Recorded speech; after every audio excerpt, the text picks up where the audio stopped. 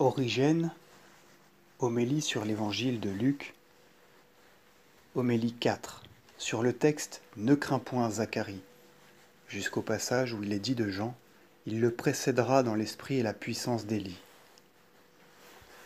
Zacharie fut bouleversé à la vue de l'ange. De fait, quand une figure inconnue s'offre au regard humain, elle trouble l'intelligence et met le cœur dans l'effroi. Aussi l'ange, sachant ce qu'est la nature humaine, porte d'abord remède à son trouble par ces mots. « Ne crains point, Zacharie ». Il réconforte son âme effrayée et la remplit de joie par ce message nouveau. Ta prière a été exaucée. Ta femme, Élisabeth, t'enfantera un fils. Tu l'appelleras Jean, et il t'apportera joie et allégresse. Quand un juste paraît dans le monde et pénètre dans le stade qu'est la vie humaine, les responsables de sa naissance se réjouissent et s'enthousiasment. Mais à la naissance d'un être prédisposé à une vie mauvaise et condamné pour ainsi dire à la prison par châtiment, le responsable de cet événement en est consterné et abattu. Voulez-vous connaître l'exemple d'un saint homme dont toute l'œuvre est digne d'éloge ? Regardez Jacob. Il engendre 12 enfants mâles qui tous devinrent les patriarches, les chefs du peuple de Dieu et de son héritage. Tous étaient pour Jacob leur père l'occasion d'une grande joie, comme maintenant aussi la naissance de Jean est pour tout le monde l'annonce d'une joyeuse nouvelle. Et celui qui une fois, pour être utile aux autres, a consenti à avoir des enfants et a voulu s'asservir à cette fonction, doit supplier Dieu que son Fils soit capable de faire une pareille entrée dans le monde. Et cette naissance lui procurera une grande joie. Il est donc écrit de Jean, il sera grand aux yeux du Seigneur.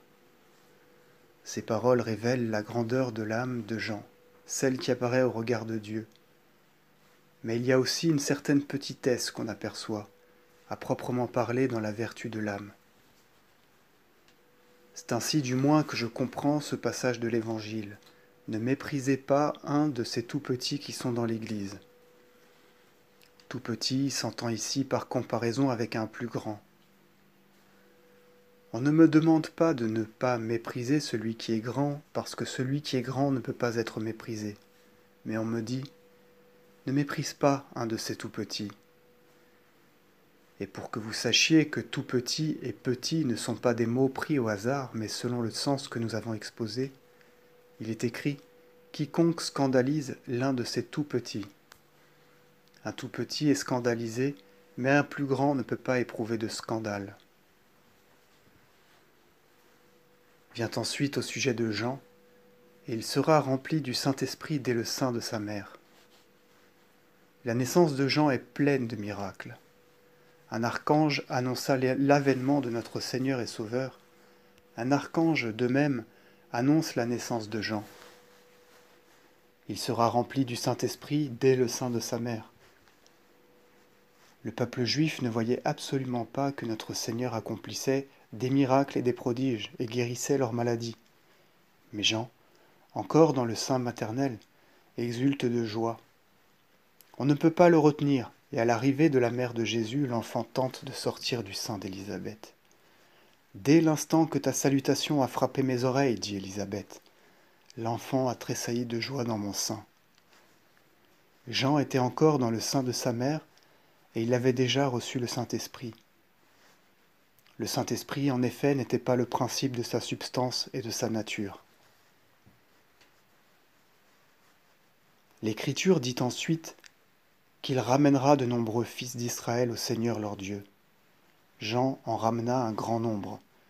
Le Seigneur, non pas un grand nombre, mais tous. Ce fut en effet son œuvre de ramener tout le monde à Dieu le Père. Et il marchera le premier en présence du Christ dans l'esprit et la puissance d'Élie. Il ne dit pas dans l'âme d'Élie, mais dans l'esprit et la puissance d'Élie. Il y eut en Élie puissance et esprit comme en tous les prophètes, et de même, selon l'économie de l'incarnation, en notre Seigneur et Sauveur lui-même.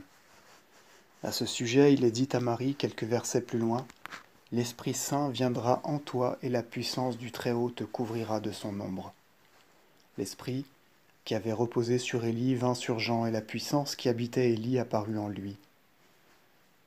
L'un fut transporté au ciel, mais l'autre fut le précurseur du Seigneur. Et il est mort avant lui pour descendre aux enfers annoncer son avènement. Pour ma part, je pense que le mystère de Jean s'accomplit dans le monde jusqu'à maintenant. Quiconque est destiné à croire au Christ Jésus, il faut qu'auparavant l'esprit et la puissance de Jean viennent en son âme pour préparer au Seigneur un peuple parfait, et dans les aspérités du cœur aplanir les chemins et redresser les sentiers. Ce n'est pas seulement en ce temps-là que les routes furent aplanies et les sentiers redressés, mais aujourd'hui encore, l'esprit et la puissance de Jean précèdent l'avènement du Seigneur Sauveur. Ô grandeur du mystère du Seigneur et de son dessein sur le monde! Les anges précèdent Jésus, les anges chaque jour montent ou descendent pour le salut des hommes dans le Christ Jésus, à qui appartiennent la gloire et la puissance dans les siècles des siècles. Amen.